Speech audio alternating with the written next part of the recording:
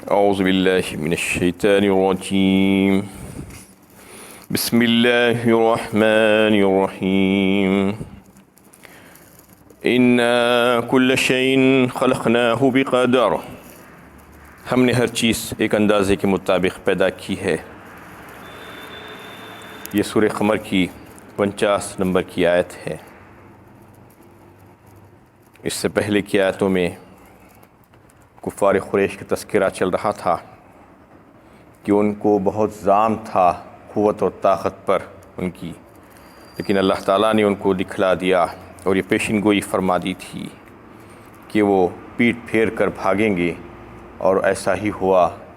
غزوہ بدر کے موقع پر وہ شکست کھائے اور پیٹ پھیر کر بھاگتے ہوئے نظر آئے۔ بل الساعۃ موعدہم والساعۃ ادھیٰ وامر، اور پھر فرما دیا گیا کہ اصل وعدے کا وقت تو آگے ہے، قیامت۔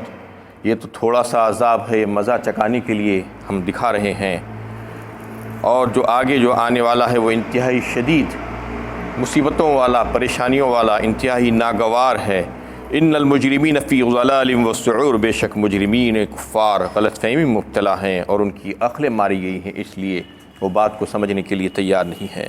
یوم یسحبون فی النار علی وجوہہم ذوقوا مس سقر، اس روز ان کا کیا حال ہوگا کہ ان کو ان کے منہوں کے بل آگ میں گھسیٹا جائے گا اور عذاب کا مزہ چکایا جائے گا، اور کہا جائے گا کہ چکو عذاب کا مزہ، تم جو جھٹلاتے تھے آج وہ یہی ہے، تم جو جھٹلا رہے تھے اس کو دیکھ لو اپنی آنکھوں سے۔ ان کل شیء خلقناہ بقدر، اور پھر فرما دیا کہ ہم نے ہر چیز کو ایک اندازے کے مطابق پیدا کیا ہے، یعنی کوئی چیز بھی اس کائنات میں الل ٹپ نہیں ہے، بلکہ ہر چیز کو ایک اندازے کے مطابق اللہ تعالیٰ پیدا فرماتے ہیں۔ وَإِن مِّن شَيْءٍ إِلَّا عِندَنَا خَزَائِنُهُ وَمَا نُنَزِّلُهُ إِلَّا بِقَدَرٍ معلوم، فرمایا سورہ حجر 14ویں پارے میں۔ یعنی ہر چیز کے خزانے ہمارے پاس ہیں، اور ہم اس کو ایسے ہی نہیں اتارتے بے اندازہ، بلکہ اندازے سے اتارتے ہیں۔ سب بارش بھی ہوتی ہے تو کوئی یہ نہ سمجھے کہ بارش جیسے چاہے ویسے ہو جا رہی ہے۔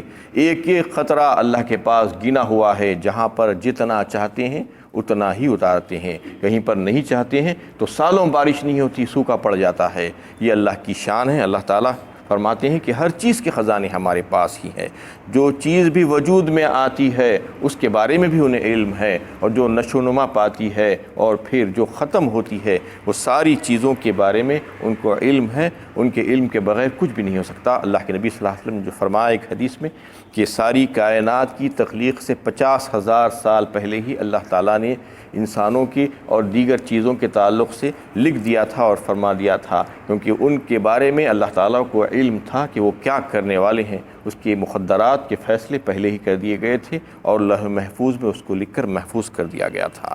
اس میں جو لفظ قدر آیا ہے وہ قدر کے معنی تقدیر الہی کے لیے بھی استعمال ہوتے ہیں۔ تقدیر الہی جسے کہتے ہیں وہ عقیدے کا مسئلہ ہے اور قطعی عقیدہ ہے، اس کو نہ ماننے والا کافر ہے۔ انہیں اچھی طریقے سے سمجھ لیجئے، عقیدے تقدیر الہی کو نہ ماننے والا کافر ہے۔ جیسا کہ ایمان مفصل میں بچوں کو بھی یاد دلایا جاتا ہے، سب پڑھتے ہیں، لیکن اس کے معنی بہت کم لوگوں کو معلوم ہے۔ آمنت باللہ وملائکتہ وکتبہ ورسلہ والیوم الآخر وخیر قدرہ وشرہ من اللہ تعالی والبعث بعد الموت۔ تو اس میں جو لفظ آیا ہے آخری میں خیر قدرہ من اللہ تعالی وشرہ، یعنی تقدیر کا جو خیر اور شر ہے وہ اللہ ہی کی طرف سے ہے، اسے اللہ ہی کی طرف منسوب کرنا چاہیے۔ جتنی خیر اور بھلائیاں ہیں اور جتنے شر اور نقصانات ہیں وہ سب کے سب اللہ کی طرف سے ہے، یہ ہمارا ایمان ہونا چاہیے۔ اگر کوئی اس پر ایمان نہیں رکھتا ہے تو یہ سمجھنا چاہیے کہ اس کے ایمان کی تکمیل نہیں ہوئی ہے، ایسا نہ ماننے والا وہ کافر ہے، اللہ تعالیٰ نے فرما دیا گیا۔ تو اس کے تعلق سے بہت یعنی مسلمانوں میں بھی یہ اکثریت ایسی ہے جو اپنے تقدیر الہی کے خیر و شر کو اللہ تعالیٰ کی طرف منسوب نہیں کرتے، کیونکہ انہیں پتہ ہی نہیں ہے کہ یہ بھی ایمان کا ایک جز اور حصہ ہے۔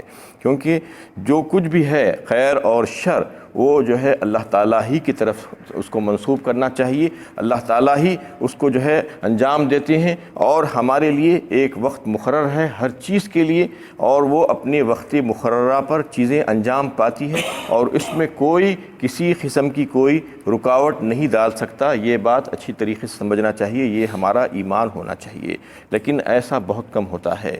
لوگ یہ سمجھ رہے ہیں کہ یہ ایمان کا حصہ نہیں ہے، ان کو پتہ نہیں ہے کہ یہ جو کلمے میں جو پڑھ رہے ہیں، جو ایمان مفصل میں، اس کو ان کو پتہ ہی نہیں ہے کہ یہ ایمان کا ایک حصہ ہے، اور اگر یہ سمجھنے لگیں گے تو پھر دنیا بدل جائے گی۔ اور عام طور پر یہ سمجھتے ہیں کہ اسباب کو اس سے جوڑ دیتے ہیں، تقدیر الہی کو اسباب سے جوڑا جاتا ہے، اور یہ سمجھا جاتا ہے کہ اسباب کے کرنے کی وجہ سے یہ کام ہو گیا۔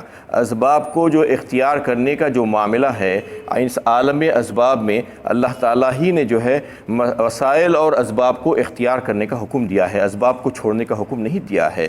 تو وہ اس کی وجہ سے، اللہ کے حکم کی وجہ سے ہمیں اسباب کو اختیار کرنا ہے، لیکن اس کے بارے میں یہ نہیں سوچنا کہ یہ اسباب کو میں اختیار کیا ہوں تو اس کی وجہ سے میں کامیاب ہو جاؤں گا دنیا میں، اور اگر نہیں کیا ہوں تو میں ناکام ہو جاؤں گا۔ یہ بات کبھی بھی نہیں سوچنا، کیونکہ اسباب میں بذات خود اثر نہیں ہے۔ مؤثر حقیقی ذات جو ہے وہ صرف اور صرف اللہ رب العزت کی ہے، رب العالمین کی ذات ہے، جو چیزوں میں اثر ڈالنے والی ہے، جو فیصلے کرنے والی جو ذات ہے، جو ہماری تقدیر کے بارے میں جس نے فیصلہ کیا ہے، وہ ذات صرف اور صرف اللہ رب العالمین کی ہے۔ اسباب میں وہ چیز اثر نہیں آ سکتی چیزوں کا، اسباب تو صرف اختیار کرنے کا حکم دیا گیا ہے۔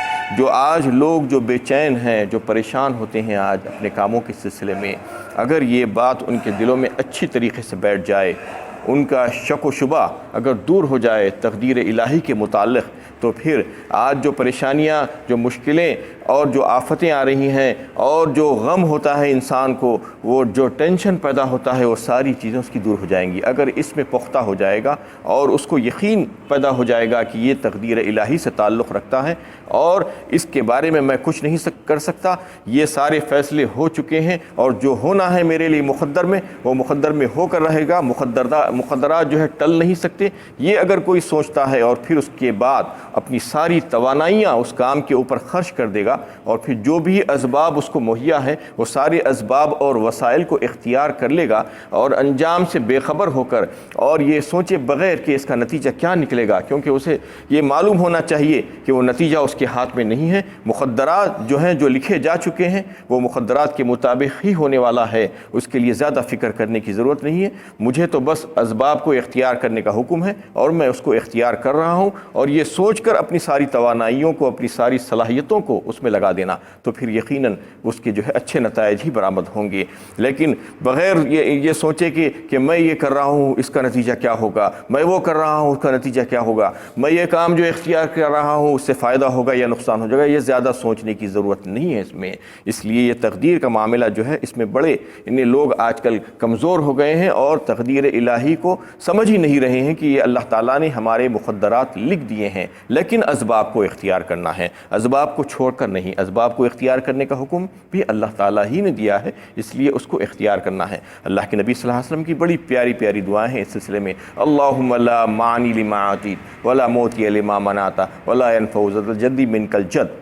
اس میں اللہ کے نبی صلی اللہ علیہ وسلم اللہ سے دعا کیا کرتے تھے، اے اللہ، آپ جس چیز سے منع کر دیں وہ کوئی اس کو دینے والا نہیں، اور آپ جو چیز کسی کو عطا فرما دیں تو پھر اسے کوئی روکنے والا نہیں ہے۔ چاہے دنیا بھر کے لوگ اپنی تدبیریں کر لیں، تدبیریں اور کوششیں وہاں پر رائگاں چلے جائیں گی جہاں پر اللہ تعالیٰ کا حکم نہیں ہے۔ تو یہ دعا بار بار آپ صلی اللہ علیہ وسلم کیا کرتے تھے، اور امت کو بھی یہ سکھلایا گیا ہے، اور ہمیں اس یقین کے ساتھ یہ دعا کرنا چاہیے کہ جب اللہ تعالیٰ فیصلہ فرما دیے ہیں اور فرما دیں گے ہمارے لیے، تو پھر اس میں جو ہے کسی قسم کا کوئی رد و بدل کا امکان نہیں ہے۔ جب وہ عطا کرنا چاہتے ہیں تو دنیا بھر کی طاقتیں مل کر بھی اسے روک نہیں سکتی، منع نہیں کر سکتی، اور جب وہ منع کر دیں گے، جو ہے ہم سے جو ہے وہ روک دیا گیا ہے، تو پھر کوئی دینے پر قادر نہیں ہے، کوئی نہیں دے سکتا ہمیں۔ وَيَمْسَسْكَ اللَّهُ بِضُرٍّ فَلَا كَاشِفَ لَهُ إِلَّا هُوَ وَإِن يُرِدْكَ بِخَيْرٍ فَلَا رَادَّ لِفَضْلِهِ۔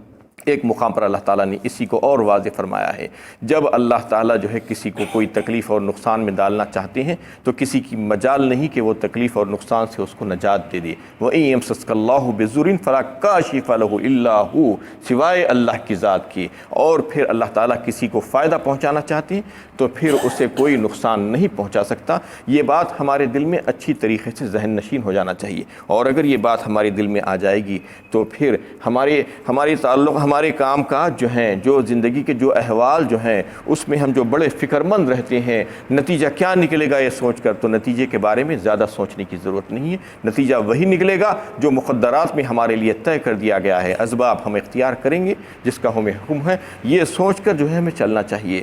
اور کئی جگہوں پر آپ دیکھتے ہیں کہ لوگوں کا جو ایمان جو اس پر نہیں ہے، تقدیر پر، تو اس کی وجہ سے کیسی باتیں کرتے ہیں۔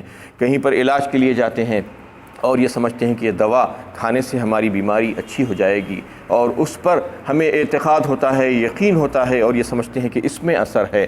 نہ دوا میں اثر ہے، نہ غذا میں اثر ہے، نہ کسی چیز میں اثر ہے۔ جب اللہ کا حکم جب تک نہیں آئے گا اس میں اثر نہیں ہوگا۔ اس لیے دوا کھاتے وقت بھی ہوا شافی کہہ کر کھانا چاہیے، ہمیشہ اس بات کا لحاظ رکھنا چاہیے کہ یہ دوا، یہ اللہ میں جو کھا رہا ہوں اس سے مجھے شفا دیجئے۔ اور کبھی بھی کسی ڈاکٹر کے پاس جا کر یہ نہیں کہنا کہ یہ ہمارے ڈاکٹر صاحب، یہ ہمارے بچے کو بچا لیجیے۔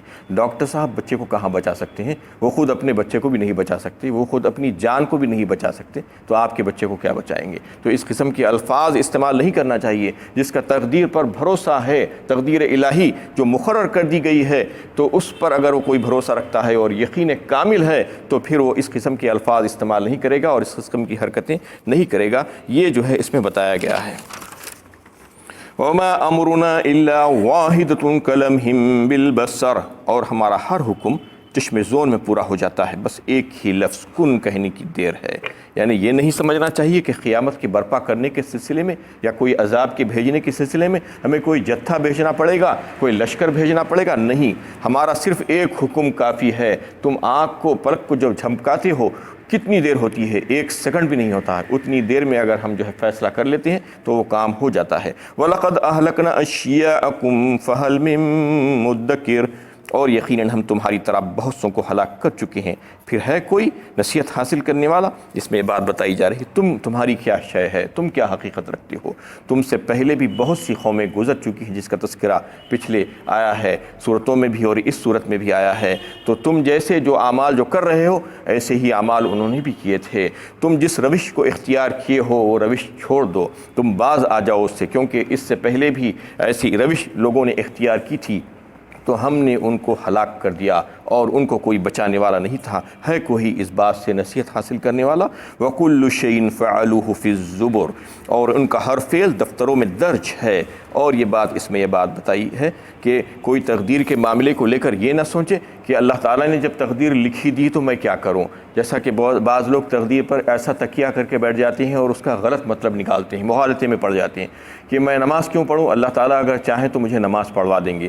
میں حلال کیوں کھاؤں، اللہ تعالیٰ اگر چاہیں گے تو مجھے حلال سے نواز دیں گے۔ میں یہ جو شرک کر رہا ہوں اللہ تعالیٰ اگر چاہیں گے تو مجھے اس سے بچا دیں گے۔ نہیں، اللہ تعالیٰ نے انسان کو عقل و ہوش و حواس دے کر پیدا کیا ہے، اور جتنے احکامات جو عقل کے مطابق اسے دیے گئے ہیں اس کا وہ پابند ہے اور اس کا وہ مکلف بنایا گیا ہے، اس کے بارے میں اس سے پوچھا جائے گا۔ ابھی یہ جو تقدیر کا جو معاملہ تھا وہ تو دنیاوی کام کاج میں جو اللہ تعالیٰ کے جو فیصلے ہوتے ہیں وہ فیصلے کے بارے میں بات ہے۔ وہ تقدیر کو جو ہے ان کاموں سے نہیں ملانا چاہیے۔ بعض وقت لوگ تقدیر کو اس سے ملا لیتے ہیں اور گڈ مڈ کرنے کی کوشش کرتے ہیں۔ جو احکامات دیے گئے ہیں اور جو آپ کو انسان بنا کر عقل و ہوش و حواس دے کر بھیجا گیا ہے تو اس کے مکلف ہیں، اس کو پورا کرنے کے پابند ہیں، اور اگر نہیں کریں گے تو سوال کیا جائے گا اور سزا دی جائے گی۔ وَكُلُّ شَيْءٍ فَعَلُوهُ فِي الزُّبُرِ وَكُلُّ صَغِيرٍ وَكَبِيرٍ مُسْتَطَرٍ، اور ہر چھوٹی بڑی بات لکھی ہوئی ہے۔ کوئی یہ نہ سمجھے کہ میرے چھوٹے چھوٹے عمل ایسے ہی چلے جائیں گے، میں چھوٹے گناہ کروں گا بھی تو کوئی نہیں دیکھے گا، چھوٹی چھوٹی نیکیاں کروں گا بھی تو کوئی نہیں دیکھے گا۔ نہیں، ایسا نہیں ہوگا۔ ایک ایک چھوٹے سے چھوٹا عمل بھی دیکھا جائے گا اور لکھا جائے گا۔ یا ویلتنا ما لہذا الکتاب لا یغادر صغیرۃ ولا کبیرۃ الا احصاها، سورہ کہف میں اللہ تعالیٰ نے واضح فرمایا جب کتاب کو دیکھے گا انسان، جب اپنے اعمال نامے کو جب وہاں پر دیکھے گا اپنے دفتر کو، تو کہے گا کہ ارے یہ کیسی کتاب ہے، اس میں تو ایک ایک چھوٹی سے چھوٹی چیز بھی لکھی ہوئی ہے، میں اس کو چھوٹا سمجھ کر چھوڑ دیا تھا، لیکن یہاں پر تو لکھا ہوا ہے۔ چھوٹی نیکی کو بھی چھوٹا نہیں سمجھنا، بلکہ اس کو کر ڈالنا چاہیے، اور چھوٹی برائیوں سے اور گناہ کے کاموں سے بھی اپنے آپ کو بچائے رکھنا چاہیے۔ یہ مطالبہ ہے اس آیت کا۔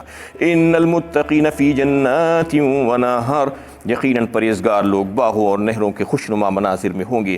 فی مقعد صدق عند ملیک مقتدر، یہ سورہ قمر کی سب سے آخری آیت ہے۔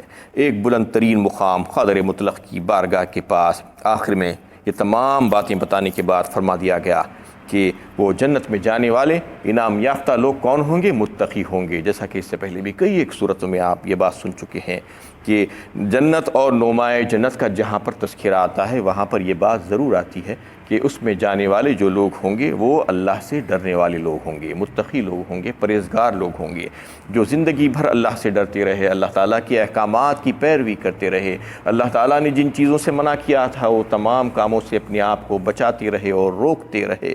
تو یہ وہی لوگ ہوں گے جو جنت کی نعمتوں سے سرفراز کیے جائیں گے، اور وہاں پر جو ہے باغات میں اور نہروں میں ہوں گے۔ فی مقعد صدق فرمایا، ایسے بلند ترین مقام پر، عزت کے مقام پر ان کو رکھا جائے گا، اور عند ملیک مقتدر فرما دیا اس کے بعد، کہاں پر؟ بارگاہ کے پاس، اللہ کی بارگاہ کے قریب، اللہ کے قریب رکھا جائے گا۔ اتنی عزت اور اکرام سے ان کو نواز دیا جائے گا۔ یہ تمام نعمتیں ان کو اس وجہ سے ملے گی کہ وہ دنیا میں اللہ تعالیٰ کے احکامات کی پابندی کیا کرتے تھے اور اللہ تعالیٰ سے ڈر کر زندگی گزارتے تھے۔ یہ ساری صورت میں شروع بھی صورت اسی لفظ سے ہوئی ہے کہ قرب قیامت کی جو نشانیاں ہیں، شق القمر، اس کا تذکرہ اللہ تعالیٰ نے فرمایا تھا اس میں، اس وجہ سے کہ خبردار کرنے کے لیے کفار اور مشرکین کو کہ تم جو غفلت میں پڑے ہوئے ہیں، دنیا کی حوث میں پڑھ کر اس سے باز آ جاؤ، اس روش سے باز آ جاؤ، کیونکہ قیامت قریب ہے، قرب قیامت کی نشانیاں آنا شروع ہو گئی ہیں، اور پھر اس قرآن کو ہم نے تمہارے لیے بڑا آسان کر کے بھیجا ہے، اس سے عبرت اور نصیحت حاصل کرو، یہ تمہارے لیے مشکل نہیں ہے ذرا بھی۔ اس کو اگر تم جیسا پڑھنے کا طریقہ ہے اس طریقے سے اگر پڑھو گے، اس کو سمجھو گے، تو پھر یقیناً تمہیں ہدایت ملے گی، تمہیں اس سے گمراہی نہیں مل سکتی۔ اور جو خلوص نیت کے ساتھ اس سے جڑ کر نیک نیتی کے ساتھ پڑھنے کی کوشش کرے گا تو پھر اللہ تعالیٰ اس کو ہدایت سے نواز دیں گے، ہدایت سے نوازیں گے تو پھر وہ اللہ تعالیٰ کو پہچانے گا، اس کی معرفت مل جائے گی، اور پھر اس کی قدر پہچان کر اللہ تعالیٰ کی عبادت کرے گا تو پھر وہ جنت کا مستحق ہوگا۔ وآخر دعوانا ان الحمد للہ رب